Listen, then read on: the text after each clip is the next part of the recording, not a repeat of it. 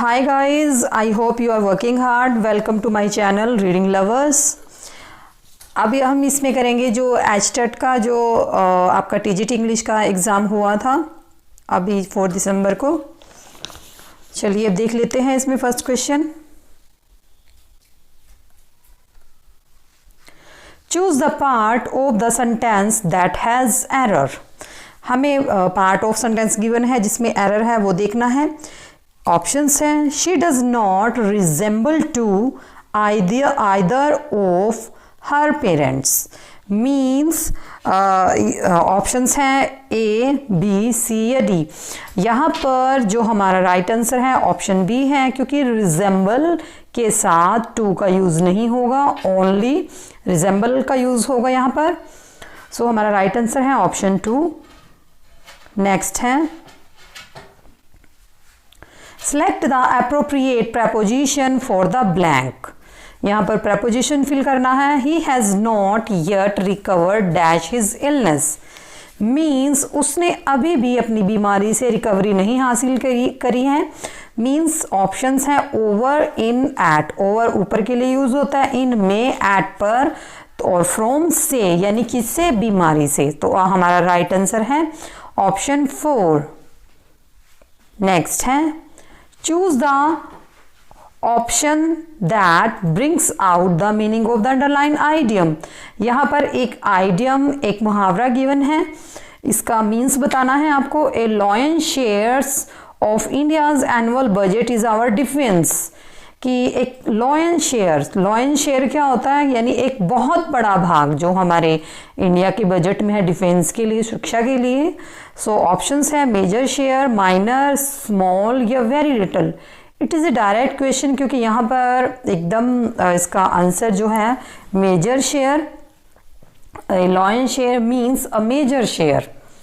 Next है select the correct antonym. Antonym बताना है, this is very easy. Gloomy, gloomy क्या होता है, जो सैड होता है, उदास होता है। प्रेज, कोर्स, चेयरफुल, ये डिसमेल, ये तीनों यानी praise, course, that is related to, जैसे प्रेज ने प्रशंसा, वेलकम। और जो यहाँ पर चेयरफुल होता है वो खुश होता है।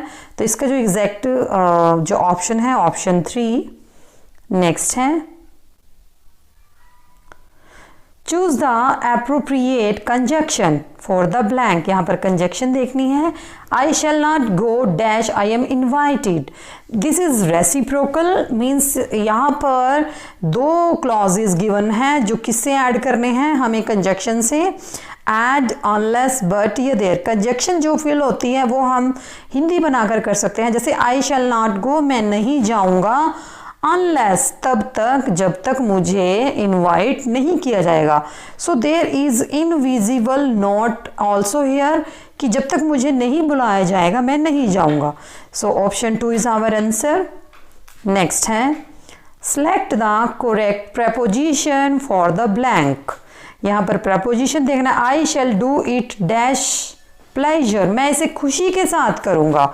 तो हमारा जो यहाँ पर राइट आंसर है ऑप्शन 2। नेक्स्ट है चूज द करेक्ट सिनोनिम। ये जो एंटोनिम और सिनोनिम के क्वेश्चंस होते हैं दैट इज मेमोरी बेस्ड, इनको हमें मेमोराइज करना पड़ता है। जीनियस, जीनियस कौन होता है, जो पर्सन माइंडेड होता है। ऑप्शंस हैं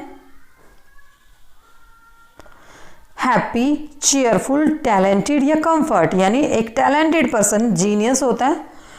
नेक्स्ट है select the correct meaning of the underlined phrasal verb. This is very important topic of grammar in English. So who can say that we will turn up the next? कौन जानता है कि आगे क्या होगा? तो इससे ही इसका एग्जैक्ट मीनिंग निकल के आ रहा है, रिमेंबर, डिवाइड एंड और happen. So our right answer is option 4। Next है change the voice and select the correct option. Somebody has put out the light. So the light, क्योंकि जब भी हम एक्टिव से पैसिव करेक्शन करते हैं तो हम यहाँ से उठाते हैं, ऑब्जेक्ट उठाते हैं।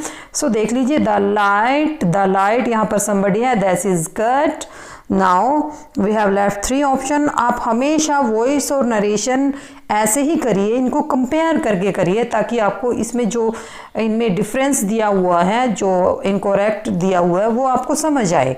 The light has put out by somebody, the light has been put out by somebody, the light is being, क्योंकि ये आईएनजी का नहीं है तो यहाँ पर अ लिटिल बिट डिफरेंस, यहाँ पर बीन यूज नहीं है, so that is also wrong. So our right answer is option 2। Next है select the correct tense form of the given options. Peter tried to come in quietly but his mother heard him. वैसे आया तो Peter बड़ी धीरे से quietly, पर उसकी मम्मा ने उसको देख लिया, उसकी माता ने उसको देख लिया। So option 1 is right, tried और हर्ड। नेक्स्ट है change the voice from active to passive and select the correct. Active से आपको पैसिव बनाना है।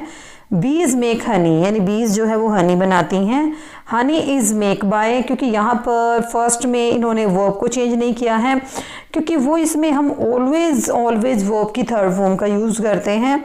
बीज आर मेकिंग, क्योंकि there is no use of ING, this is also cut.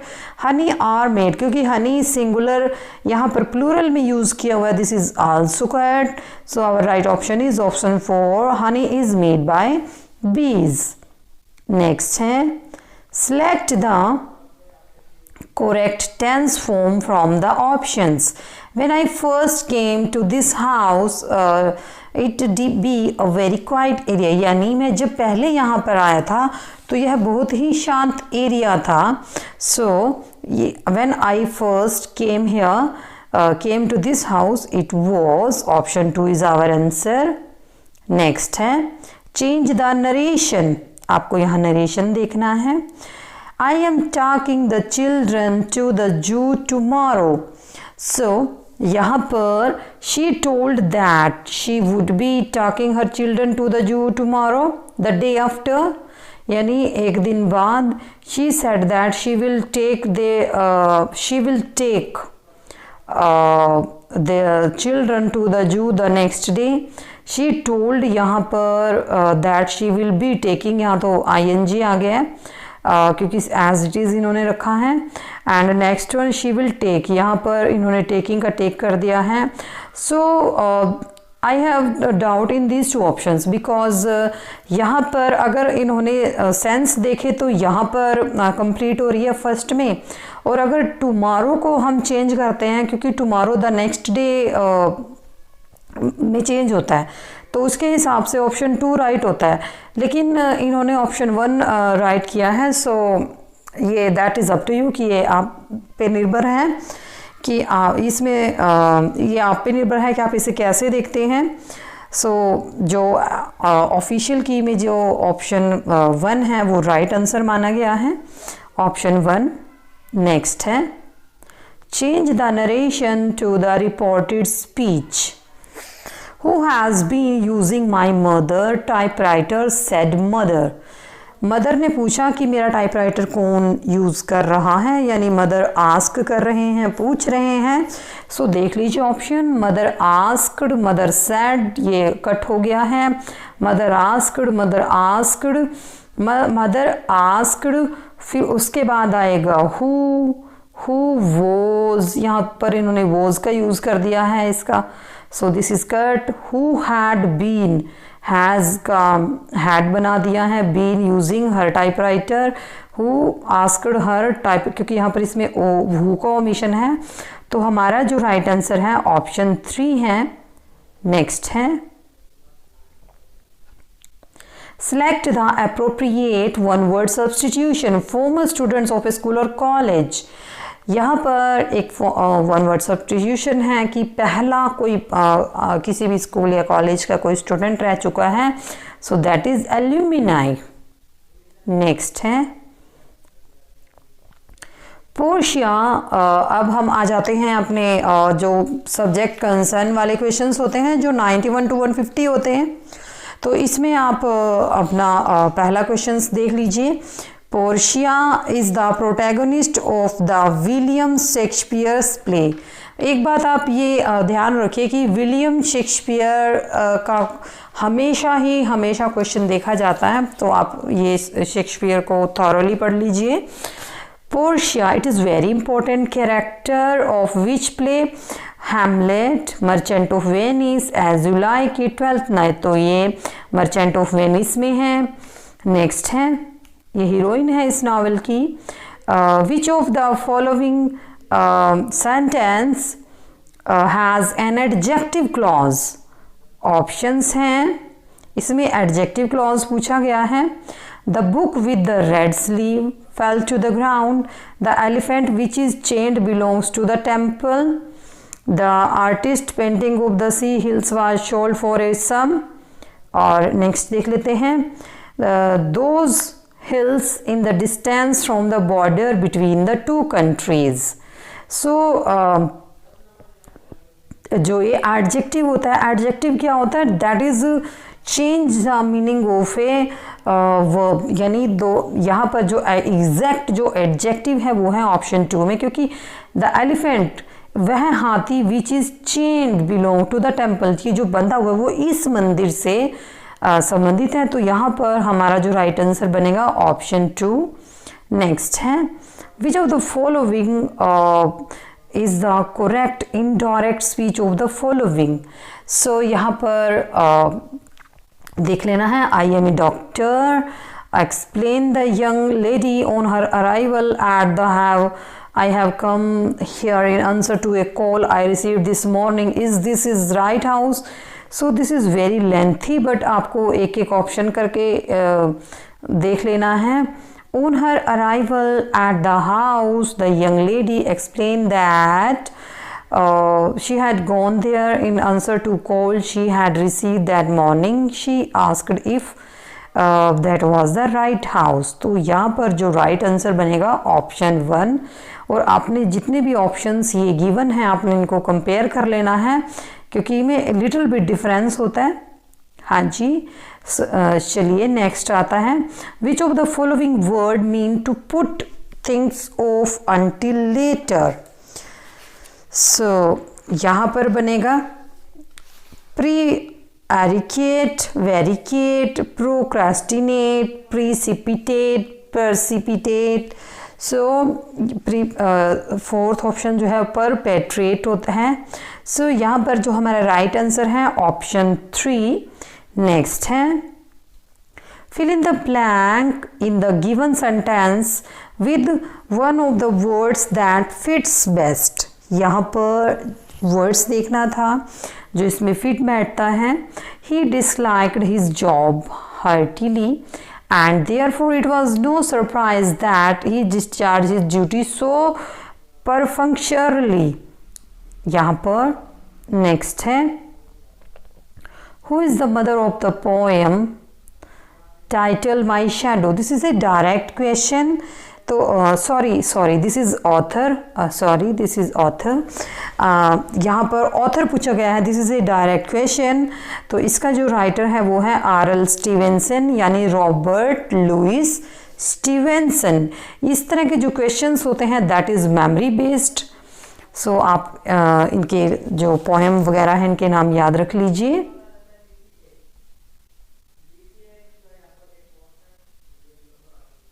Next है, match the following with the writer Vikram Seth, VS. Naipaul, Amartya या अरुंधति रॉय। सो इसमें से जो राइट आंसर है वो है ऑप्शन 3, ऑप्शन 1।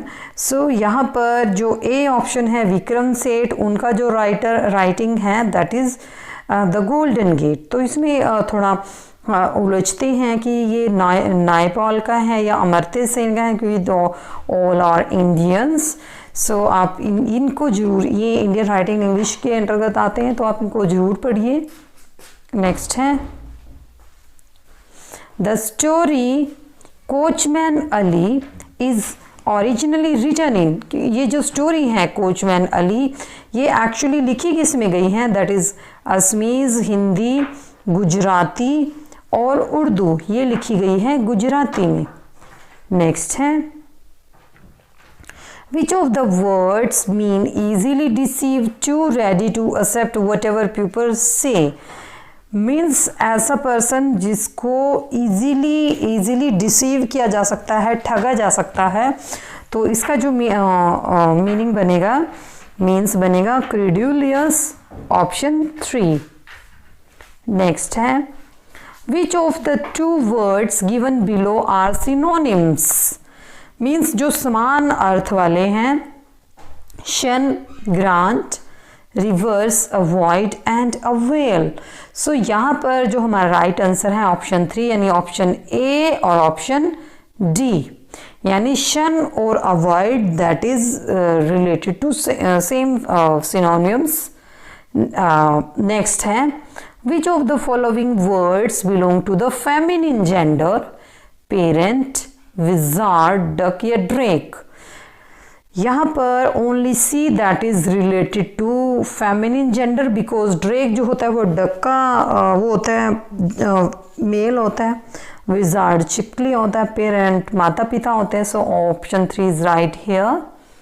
नेक्स्ट है in the poem everyone sang, what comparison does the poet Stagfried Session make in the fourth stanza? सो इसमें क्या कहा है पोएट ने क्या कहा है, क्योंकि जो पोएट जब भी अपनी पोएम में जब भी एक मैसेज देता है या फीलिंग देता है तो वो एग्जैक्ट होती है। जैसे the poet compares the feeling of the delight experience by the people to the joy of freedom felt by the birds who are release from the prison. उसमें एक मीन्स होता है, एक अर्थ होता है, तो आप उस अर्थ को समझिए कि what the poet wants to say. So our right answer is option 2. Next है which of the following idioms fits this description? A person who selfishly prevents others from using, enjoy or profiting from something even though she cannot use for enjoying himself, means दूसरों के लिए काम करने वाला, a dog in Mangalore। Fill in the blanks with suitable determiners. Dash our classroom are the news, means these are the old classroom, those are the new ones, क्योंकि these near के लिए use होता है और those far away के लिए। Next है identify the incorrect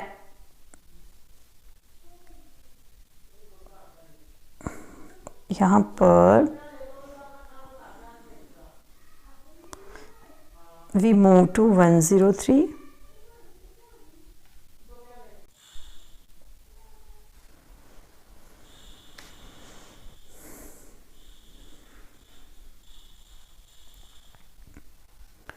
next question है identify the incorrect sentences in the following.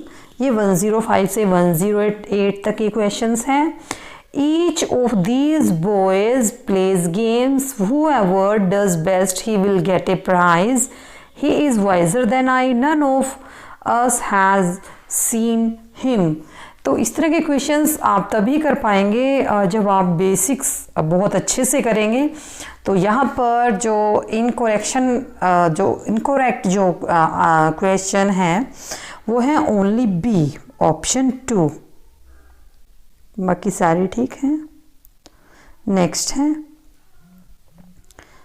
She played so long that she is very tired, he guessed what I am thinking, he looked as if he was going to faint, they were hoping that she will come. Options में जो हमारा जो right answer है option A, B और D, only C जो है वो right है। नेक्स्ट है he found 100 rupees, he is best player, the Gangas is a river, Shakespeare is greater than any other poet। सो यहाँ पर जो हमारा राइट आंसर है ऑप्शन 4 यानी ए, बी और डी। नेक्स्ट है पहले आप ऊपर हमेशा अपना जो हेडिंग होता है कि हमें आइडेंटिफाई करना क्या है, करेक्ट सेंटेंस या इनकरेक्ट, तो ये आप जरूर ध्यान से पढ़िए। नेक्स्ट है the manager was angry on workers behaviour. So यहाँ पर जो मैनेजर हैं वो वर्कर के बिहेवियर से एंग्री है। The manager was angry with the workers behaviour. She is not accustomed to eating Indian food as she is from England, and the student was absorbed through an exciting novel. So यहाँ पर जो हमारा right answer है वो है option 4 यानी ए और D, ये इनकरेक्ट है, ऑप्शन 4। नेक्स्ट है which of the following stories is not written by Oscar Wilde. Means इसने कहा है कि जो ऑस्कर वाइल्ड के रिटन नहीं हैं, जो उन्होंने नहीं लिखी हैं। सो यहाँ पर the man who would be king, ये उन्होंने नहीं लिखी है। नेक्स्ट है which of the following is not written by Chetan Bhagat. ये भी सेम क्वेश्चंस हैं कि जो चेतन भगत ने नहीं लिखी है। द इमॉर्टल ऑफ मेलुआ, ये उन्होंने नहीं लिखी है। बाकी जो राइटिंग्स होती हैं वो राइटर की ही होती है। नेक्स्ट है in the poem titled Manners by Elizabeth Bishop which of the following tips is not given by the old man to the grandchild। अगर आपने पोएम अच्छे से पढ़ी है तब आपको उसका मेन थीम जो याद होगा कि इसमें कहा किया गया है। So don't always offer everyone a side, forget your one, get older. So ये ओल्ड मैन ने उनको नहीं बताया था। नेक्स्ट है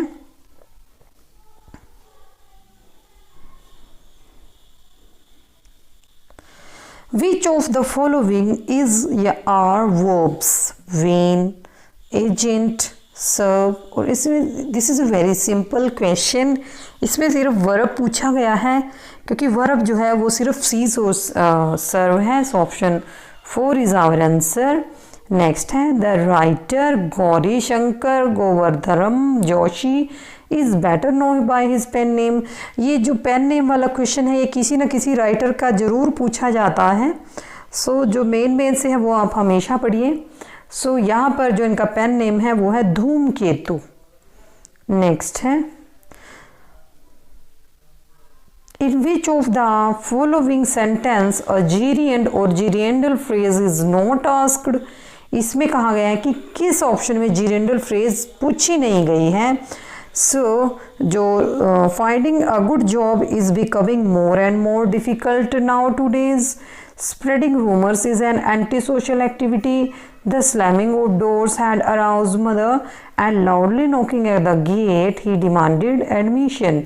so option 4 is our answer. यहाँ पर जीरिएंडल फ्रेज नहीं पूछा गया है मीन्स। नेक्स्ट है arrange the adjectives given below in their proper order to fill in the blanks in the given sentences। Hamid bought a। सो यहाँ पर जो हमारा राइट आंसर बनेगा one, Hamid bought a disgusting ill-fitting plastic busy local Sunday। यानी ये देख लीजिए इसकी सेंस बन रही है bought a disgusting lifting plastic jacket at the local Sunday बाजार। नेक्स्ट है which of the following words fits in the best description given below। frugal to the last ditch, people have even accused me of being tight first, the stingy, and I am afraid that if they are referring to my attitude towards spending money they are correct। I am parsimonious, Philistine, stoic, diligent, तो यहाँ पर जो right answer है वो है option 4, that is parsimonious. Next है, in Rabindranath Tagore poem where the mind is without fear, dead habits refer to petty quarrels या meaningless conventions। तो यहाँ पर जो राइट आंसर है वो है meaningless conventions। नेक्स्ट है, which of the following group of words is opposite to each other। यहाँ पर इनमें अपोजिट देखना है कि जो एक दूसरे से भिन्न है। सो loquacious, talkative, gullible, shrewd, pompous, conceited and erudite, scholarly। Means antonym synonym है, तो इनका अपोजिट देखना है कि एक दूसरे से अलग है। सो इसमें जो राइट आंसर है that is gullible, shrewd। Next है, when a word's vocalization imitates a natural sound as he can be heard in the words murmur, buzz, pop, what do we call the device? That is onomatopoeia। Means इसको ध्वनि अनुकरणात्मकवाद भी बोलते हैं, जिसमें ध्वनि यानी sound carry करता हो कोई भी चीज़। सो नेक्स्ट है, which of the following sentences has an adverb clause? The policeman arrested the man who broke the shop. They saw the man who stole the umbrella. The children went to the park after they had their lunch, and the judge declared that he was the winner. So ये clauses आपको basic से ही आते हैं, क्योंकि जब आप अच्छे से पढ़ेंगे, जब आप सिंपल, कंपाउंड, कॉम्प्लेक्स सेंटेंसेस पढ़ते हैं तो उसके अंतर्गत ये एडवर्ब क्लॉज, एडजेक्टिव क्लॉज, इस तरह के क्लॉजेज आते हैं। So you have to do a lot of practice of these sentences. So option 3 is our answer. Next है, which of the following are the passive voice? Writing workers are identified, are prosecuted. The living room is swept and dusted every day. The class photograph will be taken tomorrow and the case was investigated clumsily। इस तरह के questions में हमें first of all we have to see the verb की third form. Okay, so यहाँ पर जो हमारा राइट आंसर बनेगा ऑप्शन 4। नेक्स्ट है, which of these novels was written in 19th century? सो जो कौन सा नॉवल है जो 19th सेंचुरी में नहीं लिखा गया है? नॉट। सो यहाँ पर जो हमारा राइट आंसर है option 3, Robinson Crusoe. Which next है, which of the following is spelled correctly? जहाँ पर जो स्पेलिंग है वो करेक्ट है, that is irresistible, not table से ही टेबल, टेबल से इररिस्टिबल, सिस्टिबल, ऑप्शन 1। नेक्स्ट है, choose the correct meaning of the underline word. A gregarious person, outwardly calm, very sociable, completely untrustworthy, self effacing. Means यहाँ पर complete जो very sociable, not untrustworthy, gregarious जो सबसे मिलने वाला हो। नेक्स्ट है, choose the correct meaning of the underline word, an audacious attempt. So इसका जो करेक्ट मीनिंग है वो बनेगा ऑप्शन 2, बोल्ड। नेक्स्ट है, which of the following sentences are grammatically correct? Mukesh was among the top 5% of students in his class. There are a few naughty children among the students in our class. The mother shared the cake among her son and daughter, and oranges were shared among the whole class. So यहाँ पर जो right answer है option 4। Next है, हमारा जो right answer है option 4। Next है, which of the following is are not the active voice? हमें देखना कि एक्टिव वॉइस कौन सा नहीं है। What cannot be cured must be endured. We hope that we shall finish the work in time. The arrangement is to be made by you, or we went to see the launching of the ship. So हमारा जो यहाँ पर right answer है option 2 यानी ए और सी। Next है, in which of the following sentences ing word is used and adjective. So यहाँ पर the long speech was boring pupils. She was standing on the platform whistling. He showed us some exciting photographs and the magician was entertaining the audience.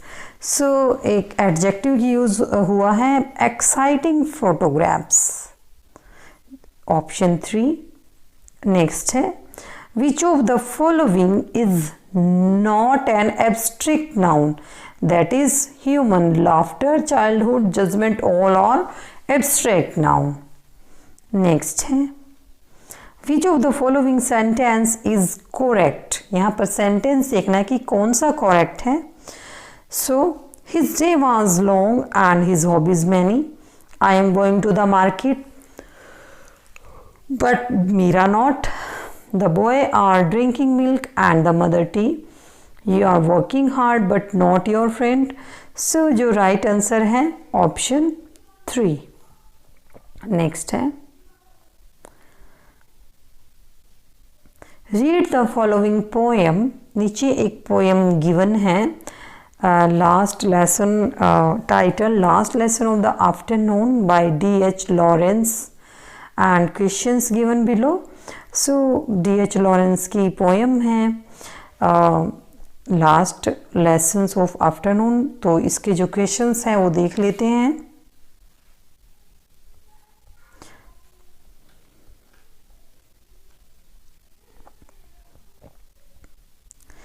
The poet shows his feeling in the poem. Which of the following words best describe? So options हैं harrowed, exasperated, deplored, delighted, disenchanted या gratified। So यहाँ पर जो option A, B, सी और ई यानी option 4 is our answer.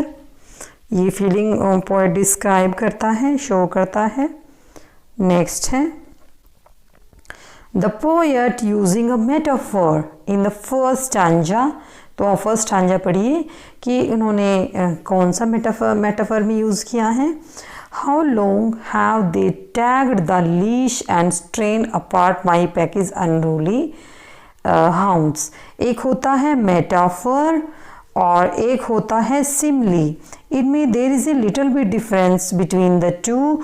Simli की पहचान होती है एज लाइक से, और जो मेटाफर होता है वो होता है अप्लाइड सिमली, यानी उसमें जो सिमली होती है वो अप्लाई होती है। सो यहाँ पर जो हमारा राइट आंसर है ऑप्शन 2।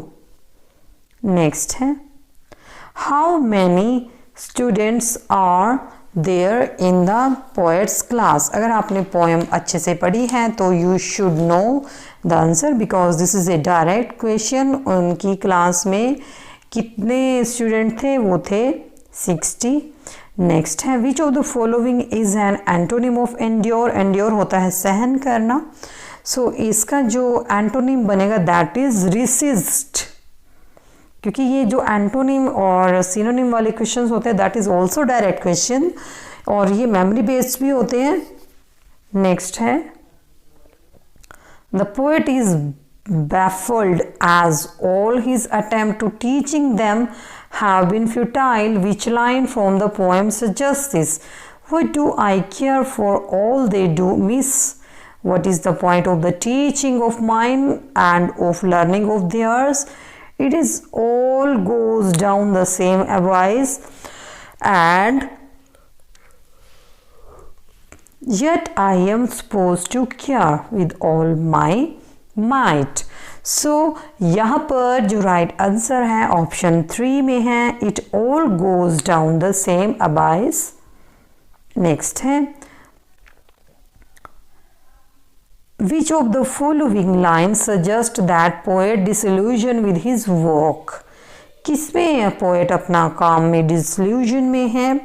सो यहाँ पे देख लीजिए, when will the bell ring and with weariness, how long have they tugged the leaves torn apart, I can heal them, urge them no more, my last dear feel and hope no my soul, I will not waste my soul, my strength for this. सो यहाँ जो right answer बनेगा option A, सी और ई. सो ये जो right option बनेगा option 4. Next है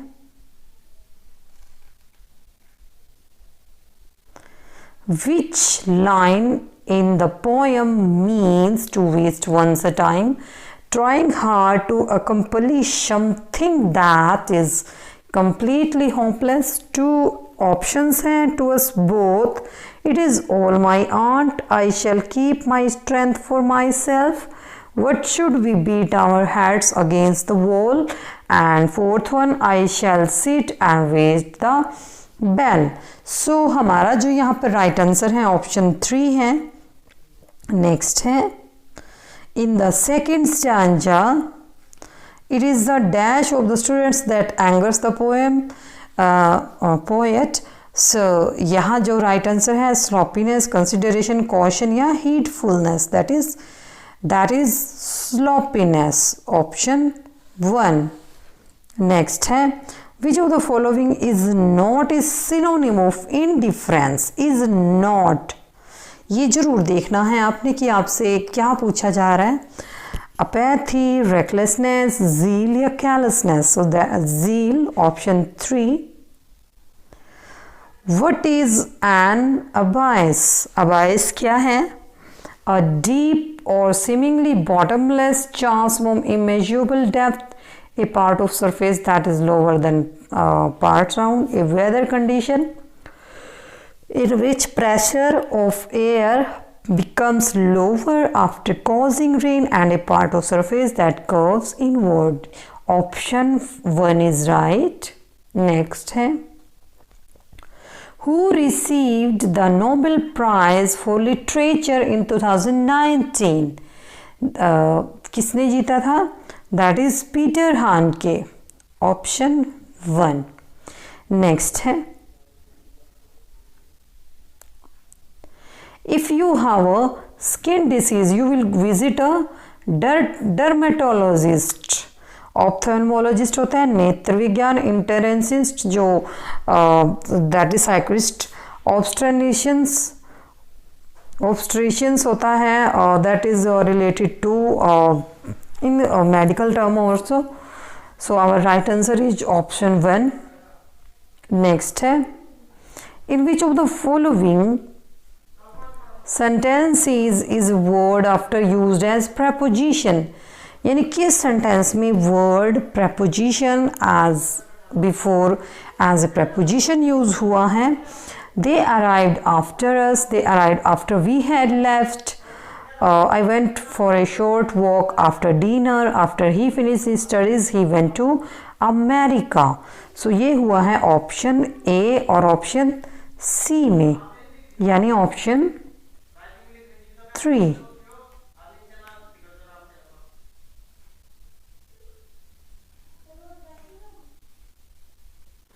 next है in which of the following sentences ought to indicates advisability and desirability? यानी कि ऑटो के बारे में ये पूछा गया है कि ये कहाँ पर एडवाइजेबिलिटी करता है और कहाँ पर desirability. So you out to buy new tyre, your car may have an accident, we ought to help those people who are old and sick, they ought to be more goods available in the shop, it is supposed to be a supermarket. and next है he left Delhi yesterday so he ought to be here tomorrow. so इसका जो right answer है वो है option ए, यानी A and C. Next है identify the part of speech underline word in the given sentence. They while away after their evenings with books and games. Verb, adjective, adverb, preposition, that is, this is verb, क्योंकि part of speech पूछा गया है ना कि ये क्या है. So next है, which of the following word is misspelled. So यहाँ पर मिसस्पेल्ड पूछा गया है. सो मैग्निमेनियस, अमेनिनेस, मैग्निफिशियंस या मैग्निलोक्वेंट. सो that is मैग्निफिशिएंट. मैग्निफिशियंस,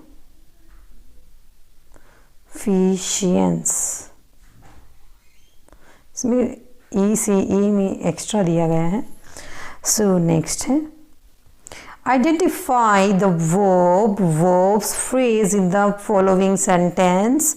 He was searching furiously and ineffectually for some elusive or non-existent object. From time to time, he dug a 6-penny coin out of a waistcoat pocket and stared at it ruefully, then recommended the futile searching operations. यहाँ पर हमें verb phrase identify करनी है. Options में देख लेते हैं कौन कौन सी हैं. was searching, dug, stare, recommended, या furiously, intellectually, ruefully, searching, elusive, non-existent, recommended, was searching, furiously, ineffectually या searching. सो यहाँ पर जो हमारा राइट आंसर है वो है ऑप्शन 1, यानी was searching. हमें यहाँ पर verbs या verb phrase ऑप्शन में देखिए ना कि आपने आइडेंटिफाई क्या करना है. सो नेक्स्ट है, a misogynist is a person who hates women. This is a direct question. That is, polygamist होता है जो बहुत सारी बीवी रखता है, नहीं वाइफ्स रखता है. लेकिन misogynist, गायनिस्ट मीन्स जो गाय है, जो वुमेन है, उनसे हेट करता है. सो फर्स्ट ऑप्शन से ये क्लियर हो जाता है. फिर भी you can consider the other option also. Believe in self advancement, is interest in welfare of others, talks about uncompletement. Don't be, आप सारे ऑप्शंस कंसीडर करिए, then you have to fill your answer. Next है, which of these writers often deal with experience of Indian immigrants to the United. यानी US के बारे में किसने अपना एक्सपीरियंस लिखा है? सलमान रुश्दी, रविंद्रनाथ टैगोर, जे स्मिथ या झुम्पा लाहिरी. सो झुम्पा ने लिखा है ये आपने जो US का एक्सपीरियंस. नेक्स्ट है, and the last question, how many novels did Emily Bronte write? Emily Brontë ने कितने नॉवेल्स लिखे हैं? उन्होंने ओनली 1 नॉवल लिखा है. And she is famous also Bronte sisters.